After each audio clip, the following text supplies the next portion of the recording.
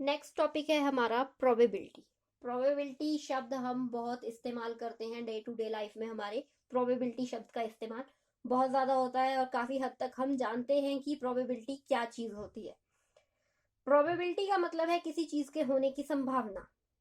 For example, आप अगर कह रहे हो कि आज बारिश होगी, आप श्योर नहीं हो कि बारिश होगी या नहीं होगी, आप कह रहे हो सकता है आज शाम तक बारिश हो जाए। इस सिचुएशन में जब आपने कहा हो सकता है, तो ये एक प्रोबेबिलिटी का केस बना। यहां सिचुएशन ये बनेगी या तो बारिश होगी या बारिश नहीं होगी। जहां ऐसी सिचुएशन आई होने और ना होने की, जहां एक लगा कि ये हो भी सकता है और नहीं भी हो सकता, जो ऐसी सिचुएशन आई वो आपकी बनी प्रोबेबिलिटी।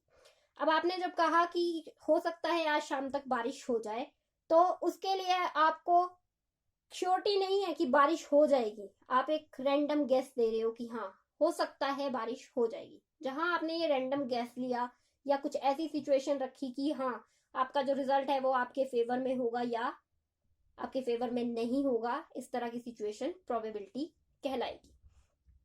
प्रोबेबली हम बहुत शब्द यूज करते हैं और normally day to day life में हम बहुत से ऐसे एग्जाम्पल्स बोलते हैं जो हमने लिख रखे हैं।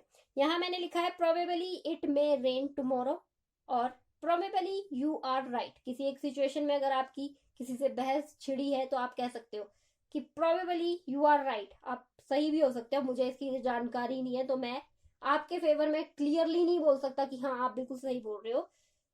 अगर मैं इसके बारे में श्योर हूं तो मैं कह सकता हूं कि हाँ, मैं कह सकती हूँ कि आप सही बोल रहे हो या नहीं बोल रहे हो। जहां श्योरिटी नहीं है वो सिचुएशन बनेगी आपकी प्रोबेबिलिटी की। संभावना है बट श्योरिटी नहीं है। यहां इसकी डेफिनेशन पे चलते हैं तो आपकी प्रोबेबिलिटी की डेफिनेशन बनती है the probability of a given event is an expression of likelihood और chance of occurrence of an event. A probability is a number which ranges from 0 to 1. 0 for an event which cannot occur and 1 for an event certain to occur. For example, आपने एक coin लिया और दो लोगों को toss के लिए बुलाया।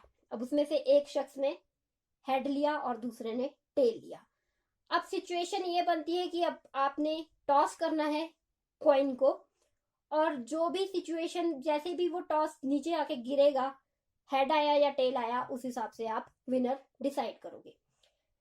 बट हो सकता है कि आपने कॉइन थ्रो तो किया, वो आपको वापस मिला ही नहीं, वो ऊपर से गिरा और कहीं गुम हो गया, आपको पता ही नहीं चला हेड आया या टेल आया। तो जहां ये सिचुएशन बनी कि आपका कॉइन गुम हो गया, तो वो प्रोबेबिलिटी का केस रिजेक्ट हो जाएगा, वहां प्रोबेबिलिटी का केस नहीं बनेगा। प्रोबेबिलिटी के केस में या तो चीज हैपन होगी या नहीं होगी। जैसे कि टॉस किया तो या तो हेड आएगा या नहीं आएगा। हेड आया तो ठीक, नहीं आया तो दूसरा ऑप्शन आएगा जो कि है आपका टेल का। टेल के केस में भी सेम चीज बनेगी कि या तो टेल आएगा या नहीं आएगा। नहीं आया तो हेड आया, हेड आया तो टेल नहीं आएगा, टेल आया है तो हेड नहीं आएगा। दोनों में से एक सिचुएशन बनेगी। मतलब 50% चांस है आपके किसी एक इवेंट के होने के, 50% चांस दूसरे इवेंट के ना होने के हैं। और इन दोनों का अगर टोटल किया जाए तो 50% चांस आपके ना होने वाले प्लस 50% चांस आपके होने वाले इक्वल्स टू 1 होगा। Always equals to 1। तो आपकी जो प्रोबेबिलिटी की रेंज होती है वो होगी या 1 होगी, या तो होगा या नहीं होगा। नेक्स्ट चलते हैं। The probability of a fair और अनबाइस्ड कॉइन इज 1/2 और 50%। ये हमने डिस्कस कर लिया। थोड़ा और इसको समझना है, तरीके से समझ सकते हैं कि जब आपने एक कॉइन टॉस किया तो आपने कहा कि हेड आना चाहिए, मैं हेड मांगता हूं और हेड आए। इस सिचुएशन में क्या होगा, जब टॉस होके कॉइन दोबारा धरती पे गिरा तो आपने देखा हेड की जगह टेल आ गया, तो आपकी वाला चांस 0 हो गया और दूसरा चांस 1 हो गया। यहां आपके टोटल केसेस बने थे 2, हेड या टेल, और आपने प्रोबेबिलिटी रखी थी अपनी हेड के लिए, तो वो आपका चांस था 1। तो उस केस में नंबर ऑफ फेवरेबल केस जो आपने अपनी तरफ से रखा था कि हाँ मुझे हेड आना चाहिए, वो बना 1, और total number of equally likely cases बने 2, हेड या टेल। तो प्रोबेबिलिटी ऑफ ए, जिसे हमने लिखा है प्रोबेबिलिटी ऑफ अकरेंस ऑफ ए, इस तरीके से ये बनता है number of favourable cases upon total number of equally likely cases. अब थोड़ा प्रोबेबिलिटी को और समझते हैं, और यहाँ एक शब्द यूज हुआ है अनबायस्ड क्वाइन, इसे भी थोड़ा समझते हैं एक एग्जांपल के थ्रू। फॉर एग्जांपल आजकल आप महाभारत देख रहे हो। महाभारत में क्या है, वहां एक डाइस थ्रो, 2 डाइस थ्रो किए जाते हैं शकुनी द्वारा, जिसमें युधिष्ठिर के टाइम पे वो क्वाइंस अनबायस्ड होते हैं और शकुनी के टाइम पे बायस्ड हो जाते हैं। मतलब क्या कहने का है, युधिष्ठिर ने जब थ्रो किए थे डाइस तो वो रैंडम नंबर्स दे रहे थे, कोई भी नंबर अपनी तरफ से आ रहे थे, बट जब शकुनी थ्रो कर रहा था तो वो जो नंबर मांग रहा था वही नंबर डाइस पे आ रहा था। इस सिचुएशन में एक ही डाइस बायस्ड भी था और अनबायस्ड भी था। बायस्ड का केस बना शकुनी के फेवर वाला, कि शकुनी के फेवर में काम कर रहा था वो, तो वो बायस्ड हो गया। अनबायस्ड बना युधिष्ठिर के केस में कि हाँ युधिष्ठिर जो भी मतलब थ्रो कर रहा था वो रैंडम नंबर्स दे रहा था। इस तरह की सिचुएशन जब बनती है, जब एक चीज आपकी बायस्ड और अनबायस्ड काम कर रही है, तो वो आपको सही रिजल्ट नहीं देगी। जहां तो वो अनबायस्ड है वहां रिजल्ट सही आएंगे, और जहां वो बायस्ड हो गया वहां आपके रिजल्ट आपके फेवर में आने शुरू हो गए। मतलब आपने जो मांगा आपको मिल गया, भगवान मेहरबान हो गया और आपको वो सब कुछ मिल गया।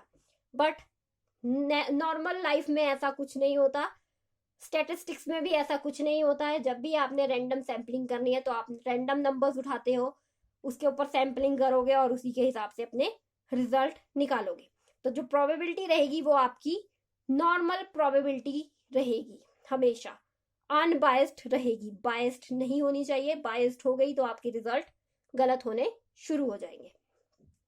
आई होप यहां तक तो क्लियर हो गया है। नेक्स्ट है हमारा नॉर्मल प्रोबेबिलिटी कैलकुलेशन। आपने एक एग्जांपल लिया है कि आपने एक अनबायस्ड कॉइन को टॉस करना है। अब आपके पास सिचुएशन होगी या तो हेड आएगा या फिर टेल आएगा, आपको क्लियर है। हेड के चांसेस भी 50% है और टेल के भी 50% चांसेस है। उसी को हमने कुछ इस तरह से लिखा है कि हेड और टेल, हेड प्लस टेल, आपने 1 थ्रो किया है toss, equals to head 1/2 chance है इसके, प्लस टेल के भी 1/2 चांस है, जो कि आपके इक्वल हुए 1 के। तो probability always range from 0 to 1। 1 जब हो गया तो दोनों चांसेस इंक्लूड हो गए, नॉट वाला भी और हैपेंड वाला भी। नेक्स्ट है आपका, अगर आप इसी चीज को 2 कॉइन्स के ऊपर टॉस करके देख रहे हो। फॉर एग्जाम्पल आपने 2 कॉइन लिए और उनको टॉस किया, तो आपके पास एक कॉइन का नाम है एक्स और दूसरे कॉइन का नाम है वाई। डिफरेंशिएट करना है ना, कि एक गोल्डन कलर का आपके पास कॉइन है और एक सिल्वर कलर का है। अब दोनों को डिफरेंशिएट करेंगे हम एक्स और वाई से। तो आपने जब 2 कॉइन्स को एक साथ थ्रो किया, एक के केस में तो एक एक चांस आया, हेड आएगा या टेल आएगा। अब जब आपने 2 थ्रो किए तो उसमें चांसेस आपके बढ़ जाएंगे। टोटल चांसेस कितने बनेंगे, दो कॉइन है और 2 साइड्स हैं, तो टोटल केसेस बने आपके 4। फेवरेबल केस अगर आपने हेड मान के चले हो, तो हेड का फेवरेबल केस क्या है, दोनों कॉइन्स पे हेड आना, या फिर एक कॉइन पे हेड आना और एक पे टेल आना, या फिर पहले वाले पे टेल आना और दूसरे वाले पे हेड आना। तो हेड के इतने चांसेस बने, टेल के कितने चांसेस बने, टेल के भी वही बन रहे हैं आपके, दोनों पे या तो टेल टेल आएगा या फिर एक पे हेड आएगा एक पे टेल आएगा। 2 केसेस हेड और टेल वाले बन जाएंगे। तो जब आपके ये चांसेस बने हैं, इसके हिसाब से अगर आपने प्रोबेबिलिटी की एक्सप्रेशन लिखना है, रेशो में लिखना है आपने इसे, तो आप इस तरीके से लिखेंगे कि probability of 2 heads equals to 1/4। 2 heads आने की क्या प्रोबेबिलिटी है, दोनों कॉइन्स पे हेड हेड आने की प्रोबेबिलिटी है 1 डिवाइडेड बाय टोटल चांस है 4, तो आपका हो गया 1/4। 2 टेल्स आने की भी क्या प्रोबेबिलिटी रहेगी, 2 टेल्स तो एक ही केस में आ सकते हैं ना, कि दोनों कॉइन्स पे टेल्स आ गए, तो वो आपकी 1/4 वो भी रही। अब रही आपकी probability of 1 head and 1 tail, एक पे हेड एक पे टेल, तो इसकी प्रोबेबिलिटी आपके पास 2/4 होगी। 2/4, दो केसेस बन रहे हैं ना ये, इसको ऐसे भी लिख सकते हो 1/4, 1/4 या फिर 2/4, जो कि आपका कट के बनेगा 1/2। तो आपकी टोटल रेशो जो बनी वो बनेगी 1/4 फर्स्ट केस के लिए, हेड वाला, दो हेड आने के केसेस 1/4, दो टेल आने के केसेस 1/4, और एक हेड एक टेल आने का केस 2/4, जो कि हुआ 1/2। तो उसे हमने इस तरीके से लिखा, जब हम इस सबका टोटल करेंगे तो वो ऑलवेज इक्वल्स टू 1 होगा। आपका आंसर 1 होगा या फिर 0 से 1 के बीच होगा, इसे ऊपर नहीं जाएगा कभी भी। तो आप इसको अदर लैंग्वेज में ऐसे भी कह सकते हो, 25% चांस है आपके 2 हेड्स आने के, 25% चांस है आपके 2 टेल्स आने के, और 50% चांस है आपके एक हेड और एक टेल के आने के, क्योंकि वो 25 प्लस होके 50% चांस बन गया है। आई होप ये क्लियर हो गया है। अगर आप 2 थ्रो कर रहे हो, 2 हेड 2 टेल, 2 कॉइन है, तो उसे आप इस तरीके से लिखोगे, जैसे हमने यहाँ लिखा था ना, हेड प्लस टेल 1, तो यहाँ आपके 2 थ्रो हो रहे हैं, तो आपने यहाँ 2 कर दिया।